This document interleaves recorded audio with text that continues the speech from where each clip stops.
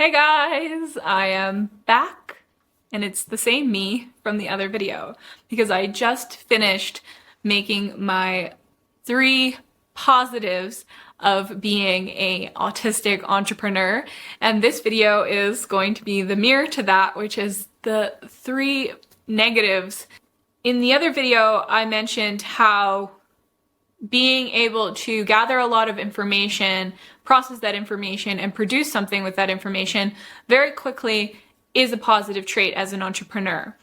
And I kind of began to talk about the consequence of that, though, sometimes being that I can struggle with a bit of time blindness. I know time blindness is kind of a funny, thing to think about, but there are people who can tune out the entire world and get hyper fixated on something very niche and specific for periods of time until something disrupts that focus. And that has made me absolutely dysfunctional in my personal life. I know that there are people who observed me being out there on social media, being super productive, putting out a lot of content, plus running my business and juggling a lot of different things. And they must have been thinking, how the hell does she do that and also have a marriage and 3 children and any type of, self-care and personal life?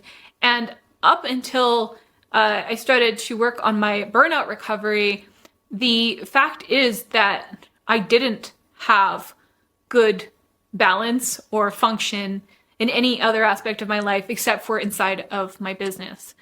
Because when I would get a new client project, I would become obsessed with that project.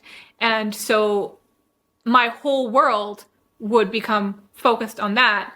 And I would actually feel frustration and even anger when somebody would disrupt that focus, even if they were doing something generous, like saying you should take a break and spend time with your family and eat some food and come back to the real world. Disappearing into my work was a pleasure because I would get this dopamine rush and excitement about finishing whatever I was making and delivering it to the client. And who doesn't love to get paid? But because the feedback and the reward was so high for this, because I was being compensated to do it, and because I do enjoy, genuinely what I do, I would actually be angry if somebody tried to pull me away from that. It's been a journey in learning how to slow down this last year as I've been trying to heal the burnout. I realize that just because my internal operating system wants me to behave in a certain way, because it feels good and I've gotten repeated rewards from it, that's not ultimately healthy living. And this all in or nothing kind of pattern, it dates back. So now I'm just trying to understand from this new perspective how much that has, prevented me from focusing on the things that actually matter, which, to me, it's my children, it's my husband. Marketing, as exciting as it can be in the creation of new marketing campaigns and materials for clients, it is also a very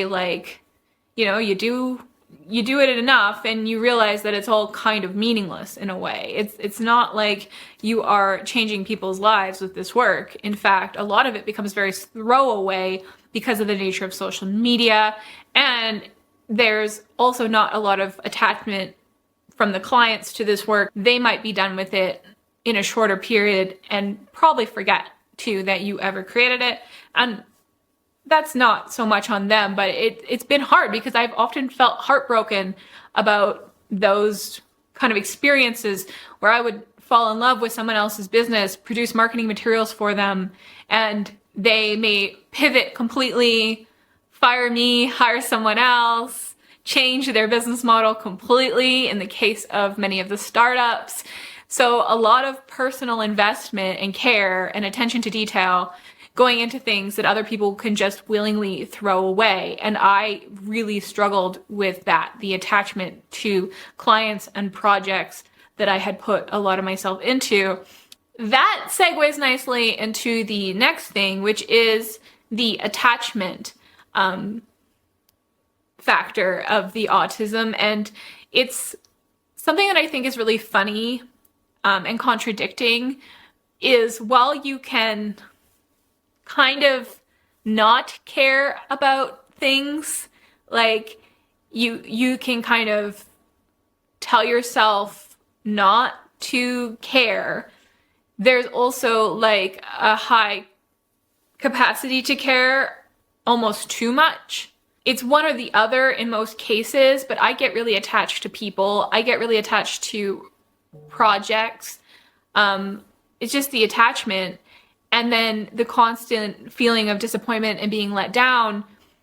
If I do happen to let some of my guard down and I have unmasked and been vulnerable and genuine with someone and we've connected, whether it was a client or, a friend, when that relationship isn't what I thought it was, or it's not long lasting, I find myself romanticizing it a bit and thinking about all of the things I did and said to try to think of a different potential outcome, like if I could just change history.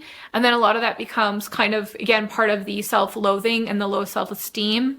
Probably actually true to both neurotypical and neurodivergent people, that if you're just super sensitive and empathetic, that you maybe connect deeper with people who are less so. And so like what may not seem like a big deal to them is always a big deal to you. That I don't think is only an autistic thing. I think it's just a sensitive person thing, or a, I don't know what the word, empathic person thing. It also, I understand, could be related to rejection or trauma. Autistic people, we do happen to be super reactive to rejection. And that obviously as an entrepreneur holds me back because I take everything so personally. And so feedback is hard to take. And sometimes when I'm working with teams and I'm employing people and stuff, I have a hard time with the interpersonal relationships that I have to engage in, because I don't know how to do kind of surface level relationships and small talk.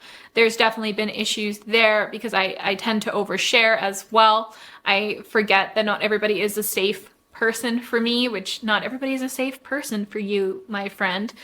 Stop that. Stop oversharing. You don't owe everybody every explanation of yourself. And sometimes there are things we need to keep to ourselves and hold kind of reserved for the people who have earned our trust. But as an autistic person, I don't know what it is, but I feel the need to explain everything about myself to people, to probably get them to like me, maybe sympathize. I'm not sure what the motivation of my oversharing tendencies are. And because I'm not sure of the motivation, it just is like a habit at this point. It's just kind of the default setting. But as an entrepreneur, it's not always good. You need to be more of a poker player, I think, to, play the long game of growing and scaling a business. And I'd like to curate that skill in me. Honestly, I'd like to be done with oversharing. It hasn't helped. But maybe now with knowing the autism is the potential reason for that, maybe I'll be able to figure out a strategy or a way to not do that as much in a situation where it's going to harm me, and to read people and situations better, to just protect myself a little bit more from having to experience the rejection spirals. Oh, rejection spirals. Hands up if you can relate to those. I could do a whole video about rejection and the rejection experience as an autistic person, which, again, I have patterns. Okay, so I have a history, a lifelong history of getting overly emotionally invested and misunderstanding and misinterpreting situations. Actually, but it's not all bad. I have to add, it does in safe company allow you to connect with people on a deeper level. And if they're willing to open up and share their own stuff with you, you do learn that we are all not so different. And I have always been somebody that, overshares, but it's also allowed me to connect deeply at times with other people who also overshare. And oh boy, definitely doing a video about how like people attract like people, because I'm realizing now that I have a pattern of attracting other autistic and ADHD people into my life, and that we are kind of like wonderful in some ways, those pairings, but also it can be very perpetuating of complex dynamics. I'll call it complex dynamics. Third and final one would probably be the lack of concrete identity. And you have so many interests and so many things you're good at. Oh, right. Woe is us. But it's really hard to figure out what you want to do with yourself and your many interests and gifts and abilities. And just because you have like a high level of skill and ability, sometimes you might, well, for me anyway, I have curated that in so many various areas that you would think, would make for a valuable individual, but instead it really makes for a lot of confusion, because I am good and knowledgeable about many things, but I don't have a clear understanding of what my purpose is. If we want to be, kind of like grandiose about it, what is my purpose? But day to day, I also don't really know what I'm doing. And I think that's a common experience, especially for people who are encountering middle age. Like, I'm 34. I think it is common to feel a little bit like lost. Like, what should I do with myself? What should I do in my life? I have so many interests and there's so many opportunities, and yet I don't know. Like, I think that midlife crisis, or that, trying to find yourself and your identity, I think that that's just everyone's experience. It's not specific just to autistic people. The autism just adds an extra layer of complexity to it, because through the habit of masking and through the habit of people pleasing and through the habits and tendencies that come with being an autistic person, it leads to like a lot of confusion about your true self. I mean, if you take off the masks and you take off the layers, what is the pure essence? Well, I'm trying to figure that out. And there's so many kind of like personal rules like that I have, and so many layers of internal like kind of suppression, and like my beliefs about myself are very mixed up. And so that has led to like a crisis of identity. And where that holds me back as an entrepreneur is, although I believe I'm fully capable of doing anything I want, I don't know what I want, especially right now, especially in this state of trying to kind of put myself back together and try to change my life, so I'm just not proceeding through the same patterns into the future to infinity and beyond. Like, my goal is to find myself through this exploration. Maybe it means that my future looks nothing like my current life. And that's scary, whether you're autistic or not. The unknown and the desire to want to do what has been comfortable and easy and is, in a lot of ways, how you identify yourself. To do something completely different or behave in a completely different way means that things are going to be completely, unrecognizable in the future. And I'm at a place right now where I'm just trying to imagine what that could potentially be. All right, so thank you so much for watching this video until the end. I tried to keep it light, although some of this stuff can kind of bum me out. So if I bummed you out, I apologize. That was not my intent, but my reason for being here is to talk to others who can relate to this experience. And so let me know if anything I've said resonates with you and your experience as a neurodivergent person, or just a person who is experiencing other neurodivergent people, because I do think that's the only other type of person who would watch these videos. You're curious because you know somebody who is autistic and you're like, why do they do the things that they do? So maybe I have shed some light on that. Well, until next time, take care. Bye.